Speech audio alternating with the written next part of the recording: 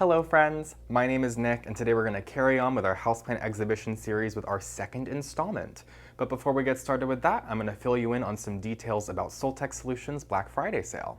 Brighten up this winter with a new grow light. Soltech's Black Friday sale is going on right now, and if you've been waiting to save big on a new Aspect or Vita grow light, now's the time. You can use code Black Friday to save 20% on Soltech.com and get up to 40% off when combined with other on-site discounts. And for any purchases you make during the Black Friday sale, you'll receive double the reward points. The Aspect light has been a staple in my home for years. It looks professional, my plants love it, and I think yours will too. Again, use code Black Friday to get 20% off from Soltech, sale ending November 27th, 2022.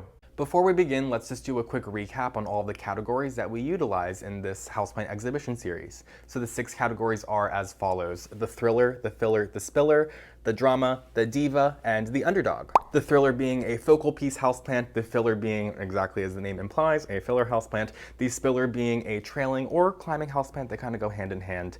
The drama being a houseplant that's going to bring you the drama aesthetically. There is something about the foliage on this houseplant that sets it apart from the others and makes it the star of the show. The diva being a plant that's a diva. It behaves as such and is just not the easiest plant to care for. And the underdog being a houseplant that's just underappreciated and just probably not really well known. The plant that I have selected as my thriller in today's houseplant exhibition is a houseplant that I would truly consider to be a plant styler's best friend, and that is the Dracaena reflexa. It's really giving you some Dr. Seuss vibes. This one in particular is a Dracaena reflexa Song of Jamaica. There are a bunch of varieties out there. I really like this variety. You can see that it has just this kind of very faint yellow striping on the inside of the foliage. The Song of India Dracaena reflexa is another one that's going to be really prevalent on the market. That one's going to be much more vibrant with this kind of like lime green neon yellow color to where the green is on my plant, like the dark green, and then the inside where the striping is where you're going to find more of the deeper green colors on that plant. And then there is of course just the plain green version and plenty of other varieties out there. Really such a rich plant in variety. Dracaena in general, this plant right next to me here is a Dracaena, while not a Dracaena reflexa. And while I would consider Dracaenas across the board to be a plant styler's best friend, I think Dracaena reflexa really is just put over the top for its very quirky growth habits. Most Dracaenas that we are used to, like the one that I'm standing next to, are the ones that you're going to see sold staggered at houseplant stores. So there's going to be one that's like 1 foot tall, one that's like 2 foot tall, one that's 3 feet tall, and maybe getting larger than that as the pot size gets bigger. Dracaena reflexa is not sold like that as far as I have seen. The larger specimens of Dracaena reflexa are these incredible, just super quirky is the best way to describe it, trees. Like Dr. Seuss, like I was saying, if you can get the vibe of this just in this giant clump of a tree. I don't have a photo on hand, I don't have one in my home. A quick Google search of a large Dracaena reflexa will do the trick, but you've probably seen these. Most of the houseplant stores that I go to carry them. If they know what they're doing, they're carrying the Dracaena reflexa, and lots of restaurants and bars or anywhere that's asking a plant store or a plant stylist to style their space for them is probably using a Dracaena reflexa if they're in the know, because these plants are not only gorgeous specimens through and through, but they are also just very easy houseplants to care for. So an excellent beginner houseplant, especially with the watering. This is a plant that I'm probably only giving a drink like every 2 weeks when I remember, and most often it's telling me it's time for a drink when the leaves are starting to wilt a little bit. They are normally coming off of the stem pretty perpendicularly, but they will start to really wilt quite a bit and lose that thickness to them. It's pretty easy going when it comes to lighting. I have grown this in a bunch of different lighting conditions: low light, bright and direct light, and it prefers bright indirect light, especially if you're picking the Song of India variety, the bright lime neon yellow color one that I was talking about earlier. That's going to require a good amount of sunlight to keep up with the coloration on the leaves. Sorry, I don't know if my mic's picking up the work that they're doing on the ceiling above my apartment. This spent most of its life living in my old apartment, and there it was just inside my front door, which was like 12 to 15 feet away from the closest window. So not bright light by any means. In fact, I would consider that to be a low light where it was living, and it still put off this fantastic looking foliage. It did take some time to acclimate. I probably moved it in there probably right around here. As you can see, the old foliage is just what was probably going on in the greenhouse, and it's starting to get a little bit tired at this point, and then there's all this growth right here. So this is probably where I moved into my old home. Now it's getting even larger as it's now living right next to a window, right next to my east-facing window, getting some bright indirect light, so going to perform even better, I'm sure, and probably will skyrocket up to my ceiling in no time. So definitely a plant that you can trust in most light conditions, very easygoing with the watering. The larger specimens are not going to be cheap. I feel like they're probably going to be like $250 plus for the trees that I'm talking about that are just so majestic. But as far as large trees go, I would push you in the direction of one of those if you're especially not really feeling one of those classic staggered Dracaenas, if you want something a little bit more interesting, but something that's still reliable. Also, the variety amongst Dracaena just really kills me in the best way. There's just so much to love, and they really just do such an impact on the home. The plant that I chose as my filler is a plant that I kind of only got into in the past year. I was never really a big fan of this before, and it's a very, very common houseplant. This is a Pilea mollis moon valley. You'll see these everywhere. Every single houseplant store has these. They're most often hiding out in the terrarium selection at your local houseplant stores. At least that's where they were hiding when I worked at the store that I worked at. But just like the Dracaena reflexa, I can guarantee you that this houseplant will be easy to find and be very inexpensive. Pileas as a whole have kind of been overshadowed by the Pilea peperomioides, the friendship plant, the UFO plant, whatever you want to call it, which took the plant world by storm, probably in like 2017 when it was the it plant, but it was nowhere to be found because it was not on the US market whatsoever.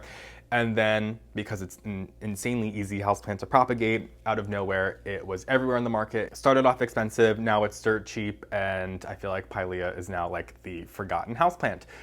But lo and behold, the leafy Pileas out there, I think this is going to be the most common one that you're going to find. There is a bunch of leafy Pileas out there, but they're also just not the most aesthetically pleasing houseplants. These leafy Pileas are not going to serve you that crystalline anthurium veination that so many people lust after. This is much more of a witchy, woodlandy houseplant that you really just have to come to appreciate. There are so many fine details about this houseplant that are just so incredible. From the corrugated leaves to the little hairs that sit on top of each little pimple, very similar to like that popular Begonia melanobulata, extremely similar to that, except going to be a fraction of the price. The rusty color that's forming on the leaves, typically in the center, and is more pronounced on some leaves than not. And that rusty color, or like dead and dying color, which is not really as prevalent on this, is going to be much more prevalent on many of the other Pileas out there. In fact, so many of the Pileas that are coming to mind right now, like the Pilea Dark Mystery, for example, practically look dead at first. Like from far away, you might think that plant is crisped up and died. Someone forgot to water it at the store, but that's not the case. So there's just a lot to enjoy about Pilea. They always come in a small package. They're never going to get too big. They're always going to cost you practically nothing. And they are not very difficult to grow. However, I have learned, very similar to peperomias and prayer plants, that my Pileas are best left be. When I repot my Pileas, that's normally when I start to have issues. I have been leaving my Pileas in their plastic nursery planters for the past couple of Pileas that I've grown, and I have found much more success with this method. Do I know the science behind it? No, I just think these houseplants just kind of like to be left alone and are more creatures of habit, if you will, very similar to like a fiddle leaf fig. But once these plants settle into your space, they will do all of the talking.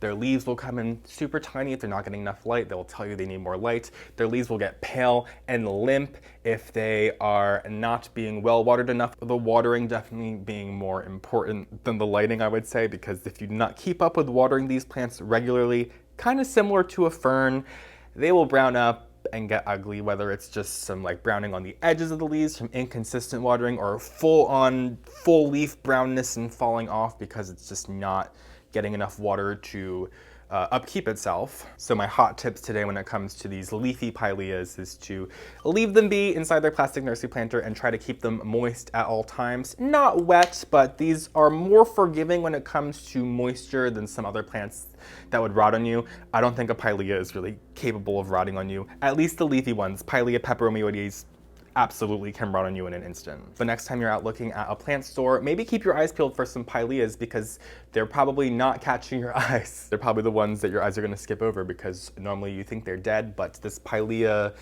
Mollis Moon Valley is one of the more green varieties of these leafy Pileas and kind of gives you more of an herbaceous botanical look to it, so that kind of just fits me like a glove, and I just really love its witchy woodlandy vibe. The spiller that I've chosen for today's video is just starting to spill. He's getting there, but he's looking good. This is my Peperomia dahlstedii, and I wanted to bring this one to your attention today because there are just so many, first of all, there's so many Peperomia. There's like 1,000 species of Peperomia out there in the world, not on the market. You're gonna find like 50 plus on the market if you're lucky. But there's so many Peperomia that look very, very, very similar to this one. There's the Peperomia tetragona, probably the most popular one, also called the Peperomia putiolata or parallel Peperomia.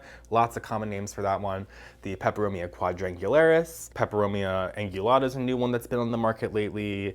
Peperomia presceifolia. There are plethora of Peperomias that are going to give you this very similar vibe. However, I really have been feeling this Peperomia dahlstedii lately, and this is the newest one to my collection of all those types of Peperomia, so guilty as charged probably as to why I'm most into this, but actually, you know what? That's not true. The reason why I feel so strongly about this is because there's a beautiful specimen of this at Longwood Gardens, a local botanical garden here in Philadelphia, that just like spills over, and the way that this plant shoots off its new growth just hangs itself so gracefully, and it gives me so much more vibes like internally. Like it feels good to look at in comparison to like the quadrangularis and the putiolata tetragona.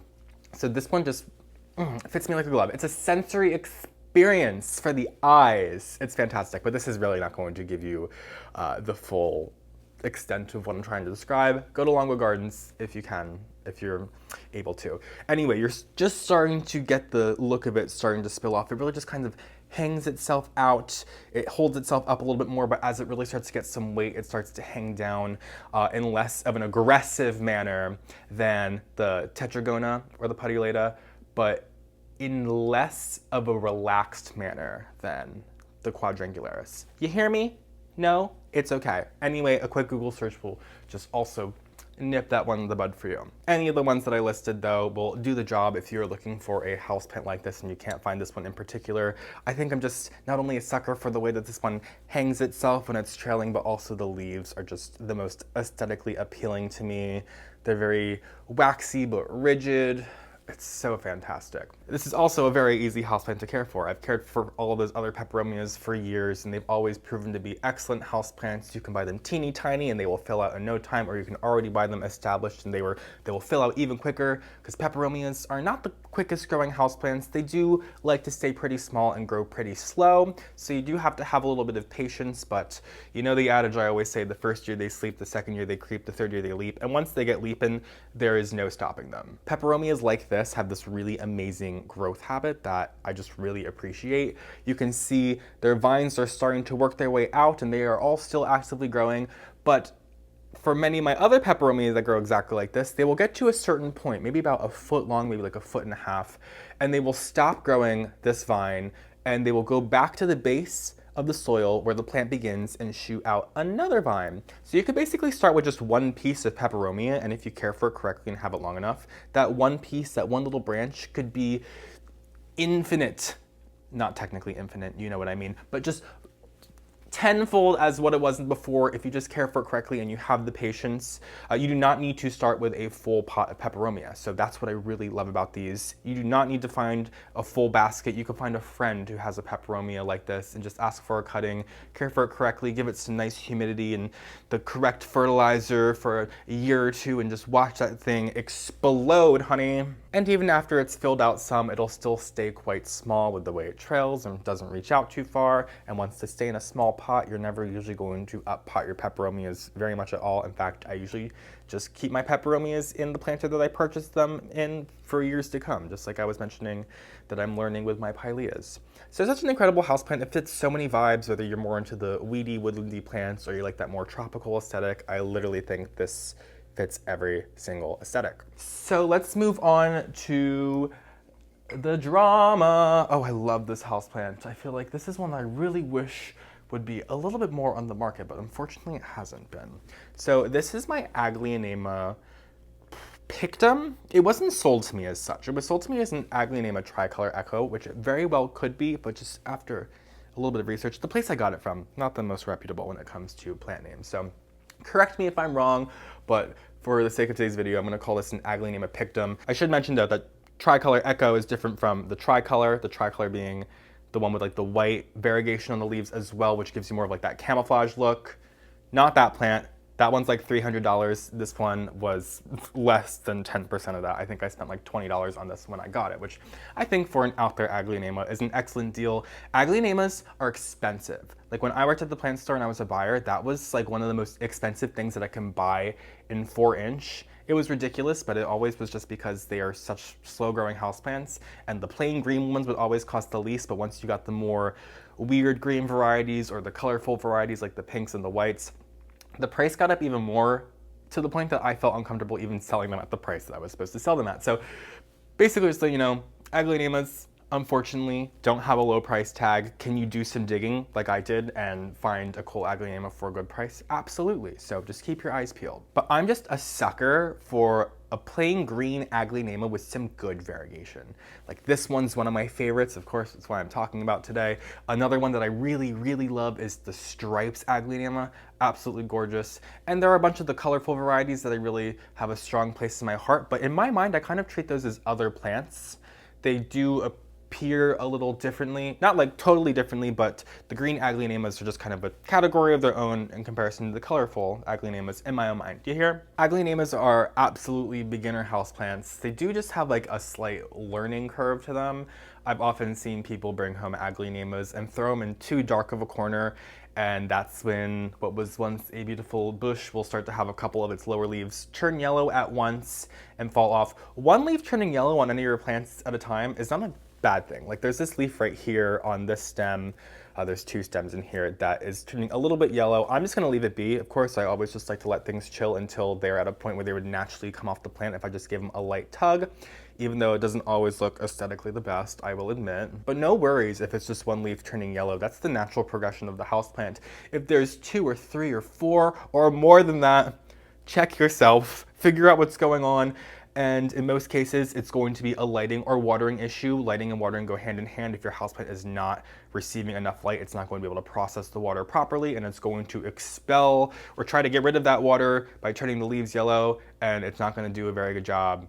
So move it to more light. If you're having that happen ever with Aglaonemas or any houseplant in general, if you're having too many leaves turn yellow at once, it's probably a lighting issue or a watering issue caused by lighting. So I would just recommend when bringing home an Aglaonema or any houseplant that you're planning on pushing into a lower light area of your home, maybe place it at first in a bright, indirect area just for a couple of weeks until it puts off a nice new leaf in your home, and then go ahead and start to push it towards the lower light area that you'd like to grow it in. But no one can tell me this foliage isn't stunning. I'd really love to see more of this Aglaonema on the market. I think it's absolutely gorgeous. I would 100% buy a second one to have in my home if 1, I had the room, but 2, if they were easier to come by, because I've never once walked into a local houseplant store and seen these available, but in due time, because this thing is freaking amazing. So the Diva I picked today, it's not like the most diva-licious houseplant.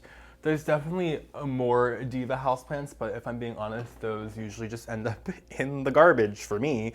This is my Hoya kerrii, and the reason she's a diva is because she's done like nothing for me. I mean, she's grown a little bit. This is 2 separate plants. I've had these for like 4 years now, maybe 3. I might be overestimating a little bit. When I got them, they were small. They were probably like down to here, like where I'm chopping it with my fingers. 2 separate plants, got them from 2 separate places, potted them together over time just to give myself the illusion of a more fuller houseplant. Why do I always call it an illusion of a fuller houseplant? It's literally a fuller houseplant. There is no illusion involved. Anyway, it's just, she's slow. She's a slow grower, okay? She really takes her time moseying down the streets. And I consider myself a patient person, but girl, it's been like a year since I've had a new leaf on this. I feel like we've had like a couple of growth spurts here and there, or there'll be like randomly like one leaf that just like starts growing out of nowhere, like down the stem. Like this one right here. This is a new leaf. And is this a new stem appendage or just a random new leaf that grew? I have no idea because this thing has a mind of its own. Would I recommend this to indoor gardeners? Absolutely. I think it's a staple houseplant. It's the heartleaf Hoya. As long as you buy it as the stem and not just a single heartleaf inside the pot, because 19 times out of 20, that's not going to bear you an actual plant. That's just going to be a leaf in the soil that's probably going to rot at some point. And I will say, this thing does have something going for it, even though it's barely grown for it. If this leaf doesn't come off right now, it's turning pretty yellow, it's gonna fall off eventually. I don't think I've really lost any leaves on this houseplant, except for ones that I've accidentally knocked off. So yeah, I can't really speak too negatively on it, but it's just, if you're impatient, this one is not for you. But fortunately, the trade-off of it being ridiculously slow growing is that the leaves are just so fun. It's such a cool gimmick. Definitely a gimmick. It's a freaking heart-shaped leaf, but I think it's really earned its place as a solid Hoya. Just out of all the Hoyas I've grown, this one is the slowest growing, and it makes sense. I understand. Look how chunky those stems are. These leaves are huge and they're thick, and they're literally, they're so thick. They're like half a centimeter thick, if not more than that.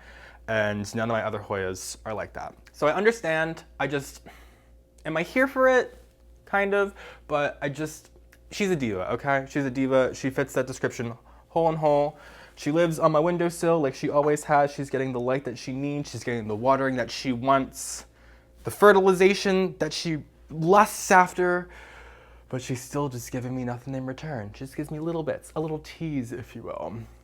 One day. That one has not followed the adage. The first year it sleeps, the second year it creeps, the third year it leaps. We're still sleeping. Okay, so the last plant, correct? The Underdog. Oh, I love the Underdog that I'm talking about today. Oh, she's right here. So this is my Sansevieria parva. I guess technically also Dracaena. Are we dripping? We're dripping a little bit. Hold on. Sorry, I'm in my bedroom and there's carpet, and that's just, I don't want to dirty water dripping down on there. Anyway, this is a snake plant, but it looks a little different. Just a little bit different. Like it just gives you I don't even know how to describe it. Like it just changed a little something about its personality of a standard snake plant, and you ended up with this. So regular snake plants are very upright. They are very thick, they're very succulent, and they're very wide. They have very wide, strappy leaves. This is a bit different. These leaves are much thinner, both in thinness, they're not as succulent, but they're also just thin in terms of width. They also have a little bit more whimsy and character to them, the way they kind of reach out on this angle. Not many of them are really growing in the upright fashion. This is the snake plant that's for the people who get the regular snake plants to stick on a bookshelf or their nightstand or somewhere that's super far away from a window. Those snake plants require bright light to grow their fullest potential. Those thick, succulent, wide leaves are not going to grow thick, succulent, and wide when they are not getting a lick of sunlight. Sansevieria parva, however, is already growing skinny. It's already skinny leaves, skinny width. It's the answer to your problems. And unfortunately, it's not that easy to find. I don't think you would walk into a houseplant store and find a Sansevieria parva. At least I have never seen them, but it's very easy to come across online, very inexpensive. I think this was $5, and it's just this beautiful clump. It's got all these babies constantly growing new ones. Just going to continue to fill out as Sansevierias do. So I really think this fits the Underdog plant to the T. It's literally the plant that nobody knows exists, that everybody needs. Who doesn't look up a list of low light houseplants when they first get involved in gardening, see snake plant and buy a snake plant, throw it in a low light corner of your home, and a year later it's done any of the things I mentioned above. It's fallen over, it's gotten skinny, it's withered up, it's rotted. So many different things can happen, but this one was sitting on my bookcase for, I guess, most of the time I lived in my old apartment. Yeah, just sat in a bookcase, no extra light, and it still looks almost like the day I got it, except for all the new growth that it's put off, which also looks exactly like the growth that was on the plant when I got it. So that's gonna do it for today's houseplant exhibition. Thank you guys so much for joining me. Just to recap on all of the plants that we talked about today, our thriller was the lovely Dracaena reflexa, a plant stylist's best friend.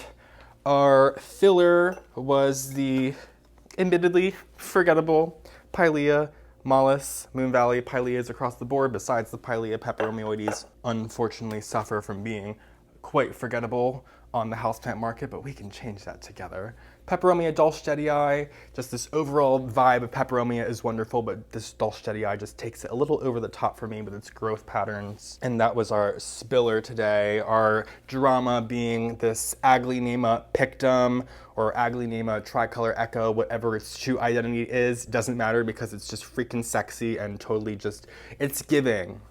And our Diva was this one, who I'm trying not to knock over because it's a little top heavy, my Hoya kerrii, the heartleaf Hoya. A classic, just not for the impatient. And finally, our most honorable mention, the Sansevieria parva, which is now dripping again. The thin Sansevieria, the Sansevieria that is the dream for anybody who has messed up with the regular Sansevieria in the past for treating it like the low-light plant that it's not. So thank you guys once again for joining me. Don't forget to check out Soltech Solutions Black Friday sale if it's not already over when you're watching this video. You can go ahead and follow me on Instagram and TikTok at phillyfoliage. Subscribe to my Patreon if you want to support me even more. Subscribe to my channel, and I will see you guys in my next video. Have a great day.